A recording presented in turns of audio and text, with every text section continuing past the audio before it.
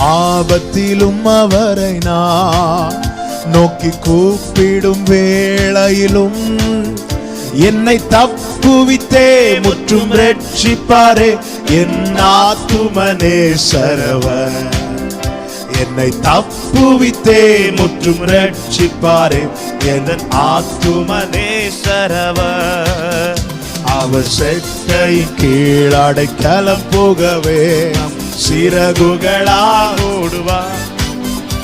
அவர் செட்டை கீழடைக்கலம் போகவே தம் சிறகுகளால் ஓடுவார். அவர் செட்டையின் கீழ் அடைக்கலம் புகவே தம் சிறகுகளால் மூடுவார்.